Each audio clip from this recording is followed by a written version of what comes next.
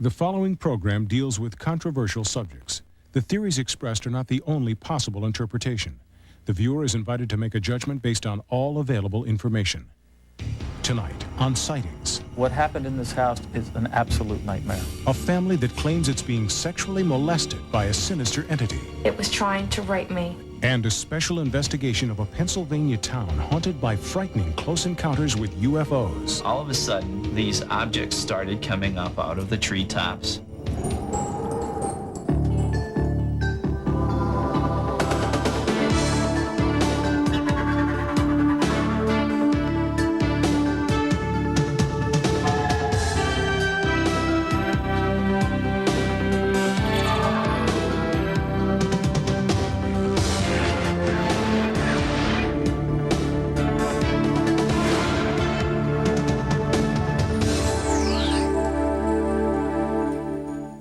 Welcome to Sightings. I'm Tim White.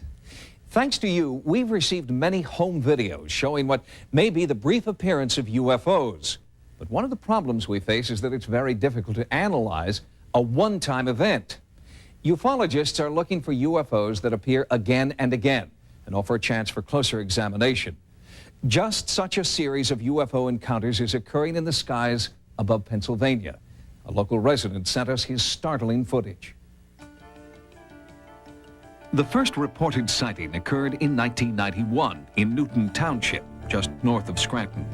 Since then, dozens of people, including state and local police, have witnessed an unexplained show of lights.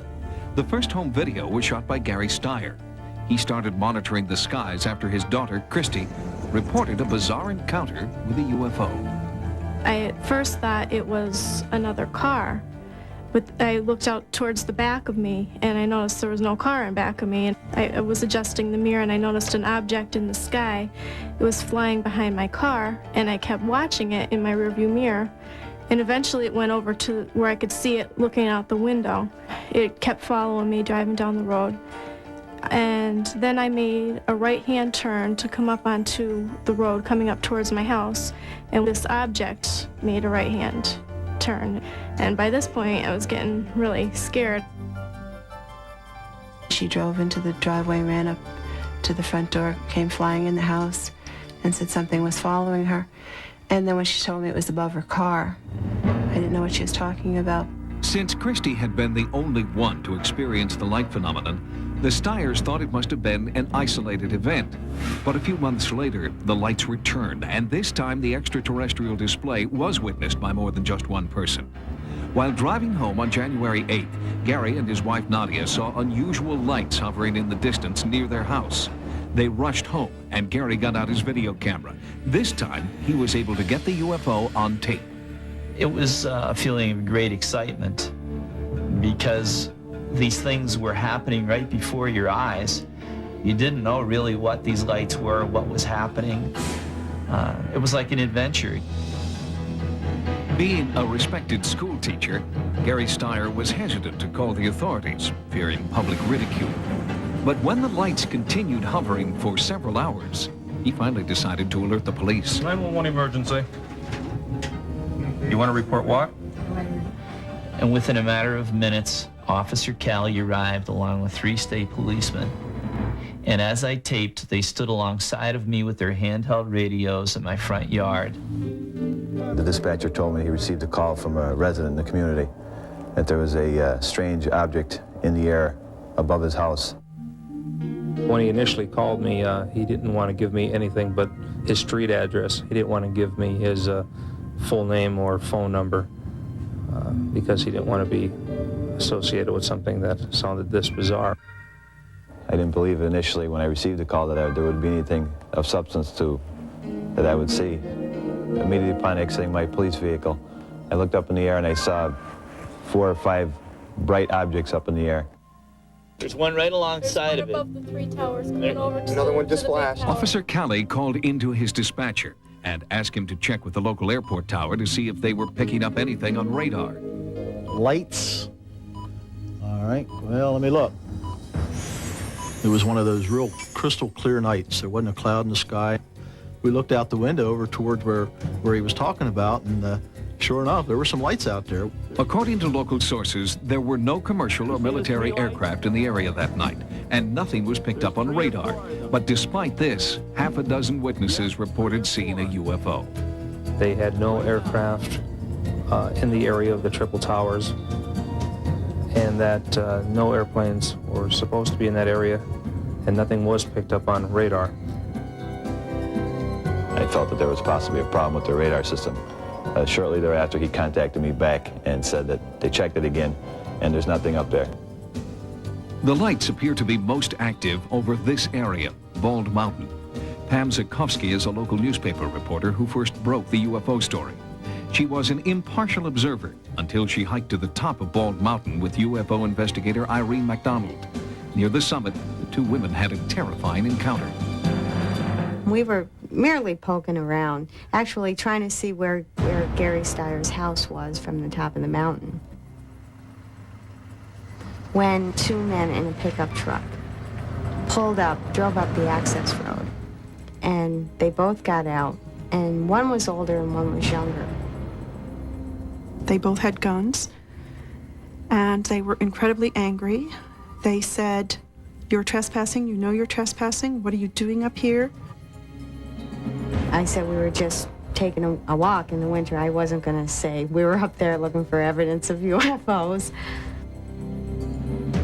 When I saw their intense anger and their guns, I knew that in 30 seconds or a minute, I either would be alive or I wouldn't be. We agreed to leave, but we had only been up there probably maybe 5 minutes at the most. And what's unusual is the fact that almost everybody at one time or another in this area has climbed that mountain for exercise or recreation and never have been threatened with a gun. Pam Zakowski never saw the two men again and believes they were not local. She ran a search on their license plate number, but that has only deepened the mystery. The plate number does not exist in any Pennsylvania motor vehicle record.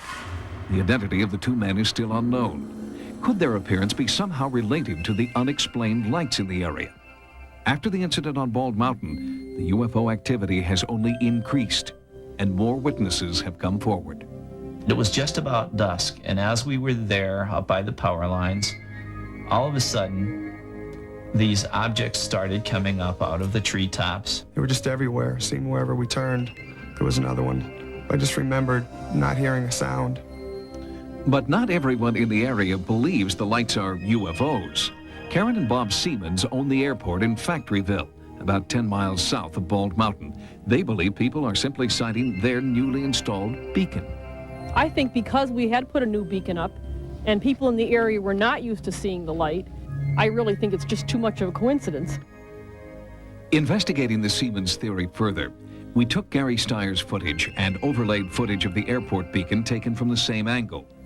Using a grid system, it appears impossible for the beacon and the lights to be one and the same. We also took the videotape to ufologist Jeff Sainio.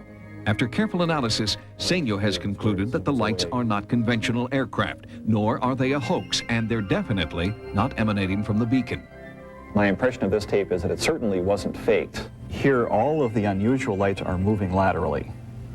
And so an airport beacon light doesn't move laterally. So that couldn't explain any of the 5 interesting points that I found on this tape. As if in response to increased interest in the lights, the UFO activity has subsided in recent months. But the people of Newton Township keep their eyes and camcorders pointed to the sky, anticipating the return of what some believe is an alien spacecraft. All I know is that we taped some unusual lights and objects in the sky. The night of January 8th did happen, and I wasn't the only person that saw these things. There were hundreds of other people who had similar experiences, but they didn't have video cameras in their hands. And all I can say about the tape is that it speaks for itself. Right now, the skies near Scranton are quiet. However, local residents say that the UFOs come in cycles, and they're anticipating a new wave of UFO encounters in coming months. Local police are ready to respond to any UFO calls that come in and are continuing to investigate reports of the mysterious men who have yet to be identified. Coming up next, What happened in this house is an absolute nightmare. a family that's under attack by a sinister entity. He said, "Make love to me." Researchers who investigate sightings of ghosts and apparitions often find that the site of the haunting has a mysterious, sometimes brutal past. When one of our viewers called to report bizarre ghost activity in her house, our first step was to look into the history of the house, and we did find that it had been a place of misery and torment. The evil began in 1984 in a small town in central Maryland. It's the kind of town that seems to promise the American dream. But two brothers were living a nightmare in one house in this quiet town. For a long time, it was their secret. But the day the boys, age 4 and 6, told their mother, she told the police. What happened in this house to those two children is an absolute nightmare. The children were raped and molested repeatedly. They weren't safe because of the danger that lived within, and that danger lied in their own father. He was convicted of sexual child abuse, but the boys insisted they were not the only victims. They described the brutal rape and murder of an infant. I don't think it's far-fetched to believe that a baby could be stabbed repeatedly, dismembered, and then decapitated, and then literally tossed into a creek. And of course, that's what we believe happened in this particular circumstance. The police found no proof of murder. The father served just 18 months in prison. The house, with its monstrous memories, was sold to another family. Just 6 weeks after moving in, the new owner died suddenly, leaving his wife and 3 daughters alone in a house they now believe is haunted by an entity they call the Beast. This beast has molested, raped, choked. He's touched, he's punched, he's scratched, and I just feel like it's getting stronger. The first time something had happened to me, I was laying in my bed and I woke up for no reason. And I heard this breathing and I could feel it in my ear. It was like, he said in a real deep voice, he was like, "Make love to me." It was pinching my breast very hard, and it just squeezed me on my behind. It was like I was being sexually assaulted by it, like it was taking itself and entering into my body. The family fled the house and called sightings for help. They sent this video, a record of the night the so-called beast scratched the 13-year-old daughter. First it scratched me on this side of my face, and it hurt too bad. Then it scratched me on this side of my face, and it actually broke the skin down here, and it was bleeding. And I was just crying, hysterical, and it was saying, "Your family can pay its respects now because you're mine." And it was saying, "You can run, but you can't hide." The family refused to return to the house alone. Sightings agreed to send a team of ghost experts from the Office of Scientific Investigation and Research. When we go into a home to investigate, we look at, first and foremost, the environmental factors that are contributing to the situation. We look at the physiological elements, and we look at the psychological elements of all those in the family. Specialists descended on the house, armed with technology. Their aim was to electronically document any appearance by the supposed beast. We call it a beast because of the size of it. I remember I looked up and I could see it, and it was just huge. I was not imagining it. I was not sleeping. It was very, very real to me. And then I felt the tongue. There was a very pointed tongue. The thing pushed me back on the bed. And when it did, I felt this extreme weight on me. It started screaming at me, very raspy, very deep voice, and it was like, "Whoa, whoa, whoa!" And it just kept doing it and doing it. And of course, at this point, I'm screaming. I was laying in the bed next to her, and her body, it was like her heels were on the bed, and her head and shoulders were on the bed, but the rest of her body was arched up like a bridge. I know without a doubt that it was trying to have sex with me, and it was trying to rape me, and I was just powerless. There was just nothing I could do. It is terrifying. It's not something to sit around the kitchen table and say, "Oh, haha, the ghost was calling my name last night," or "The ghost wanted to have sex with me last night. Isn't that funny?" It's not funny at all. Because of the women's terror, we had a security firm install 24-hour surveillance cameras throughout the house. Investigative devices were also put in place for the night-long vigil. The team prepared to monitor the environment, radioactivity, changes in light and electromagnetism, and the temperature, sound frequencies, and gravitational forces within the house. The neighborhood was also scoured for evidence of unusual levels of pollution or energy from power lines, something to scientifically explain the phenomenon that plagues this family. I seen a tall man, very skinny, long arms. It was just like a flash of lightning, and it was so fast, and it was at the end of the bed, and that just, startled me. Just like did a belly flop right on me. And I was like stuck in this position, and I couldn't move, and I was like, Mom, Mom, but I could not get my voice out. I was like, Mom, Mom. It was like pins and needles, but it was coming from the inside out instead of the outside in. It came off me, and I just felt like my whole body just lifted right off the bed, and I fell down. It was very frightening. The first night back in the house, the family crowded into one bedroom and refused to turn out the light. Okay, let's lay down. Good night. Good night. Everyone say their prayers. They tossed and turned, 5 in one bed, 4 other bedrooms empty. Your feet are freezing. Would you shut up? This is the most aggravating time. Shh. Let's rest. After midnight, one daughter came into the living room for a cigarette. It's about 2 o'clock in the morning. And this usually seems to be the time when it'll start building up. And you'll start hearing sounds in the house if anything's going to happen. And by 3 is usually when it gets to the peak. If everybody's sleeping and the house is quiet, that's when it seems like it's the strongest. I feel like it's here, and I wish if it was, it would just show itself or do something. The night passed without incident. Day 2 brought more tests. Psychiatrist Elizabeth Targ worked with the family. It feels like your heart is beating like very hard against your chest. I feel like I can't breathe. I felt like I was dying.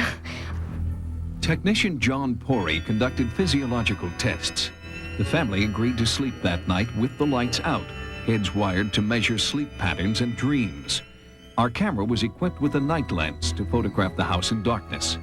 Christopher Chacon monitored the sensing equipment. This was one night the women wanted something to happen, but again, the house was silent. Everything that we saw in the house on Utica Road and everything that's been told to us by the family members could be rationally explained in one way or another according to the laws of nature and physics. I still feel as strongly as we did in the first interview that those things happen in reality. They actually did happen, and they happened the way that I explained them. It's the eternal question for paranormal investigators. If nothing happens, is it all a hoax? Or is the terror the family calls the beast lurking in the background, waiting for the investigators to leave before it will return? I still feel there's a lot of evil in this house. I think that it's the devil personally, and I don't think it's finished. The inability to catch a ghost on tape has proven to be the ultimate frustration for investigators like Christopher Chacon. They continue to work on new, less obtrusive methods of studying ghosts and haunting phenomena. Until then, the only proof we have that ghosts and poltergeists exist rests with eyewitness testimony. Coming up next, meet the real-life victim of the alien abduction behind the upcoming movie Fire in the Sky. They had these big bulging heads and these huge eyes. In 1975, Travis Walton, a logger from Snowflake, Arizona, disappeared without a trace. 5 friends who were with Walton when he vanished swore that he'd been abducted by an alien spacecraft. Each witness passed a lie detector test telling the same story. The reported abduction is one of the most well-documented claims of an alien encounter on record. Travis Walton's alleged abduction from an Arizona logging camp is now a motion picture titled Fire in the Sky. The dramatic details of Walton's story are unnatural for adaptation to the big screen. But ufologists believe that Walton's experience is more than just a story. They believe it is a true account of alien abduction. We have a saying here, once a contactee or once a witness, it's always so, because it's an event that you will never forget. Are aliens with sinister motives abducting humans for bizarre experimentation? Travis Walton believes that's what happened to him. Sightings took an emotionally scarred Walton and eyewitness Mike Rogers back to the site of the alleged abduction 17 years before. As we're coming up this road here, we could kind of see a light filtering through the trees. My first reflex was that this thing was just going to take right off, you know, that we were just going to get a glimpse of this thing. So just as soon as it stopped, I threw open the door and I started running towards it. And then I realized, you know, this ain't going anywhere. I started to think twice about what I was doing, and as I got closer, I kind of got slower and slower. I turned back around like this, and I could see Walton. He's flying backwards through the air. And when he hit the ground, when I saw that happen, everything was just too much, and I hit the gas, and we were gone. When I regained consciousness, I was in a lot of pain. I saw these creatures. They were small, humanoid looking, you know, like they had 2 arms and 2 legs and 2 eyes, but they had these big bulging heads and these huge eyes. And those eyes were the hardest thing for me. You know, I couldn't look at them. It seemed like they were looking right through me. Screenwriter Tracy Torme has spent 8 years bringing this abduction story to the screen. He is convinced that Travis Walton and his fellow loggers are telling the truth. I suddenly came to realize that this incident was a curse to them. It was something that had happened to them rather than some kind of happy, you know, close encounter type of experience. Since Travis Walton's experience, hundreds of others have come forward to tell similar stories. They share with Walton the nagging fear that someday the aliens will come back for them. The question has come on, do we think Travis will have a second encounter? We have no way of predicting that. We don't consider this case closed. It's still open. The investigations you've seen tonight were all the result of phone calls received from viewers like you. If you've recorded or experienced what you believe to be paranormal phenomena, our Sightings investigative team wants to know. If you've had a paranormal experience, call our Sightings hotline at 1-900-740-SIGHT. Each call 75 cents a minute. Average call lasts 2 minutes, and you must be 18 years or older.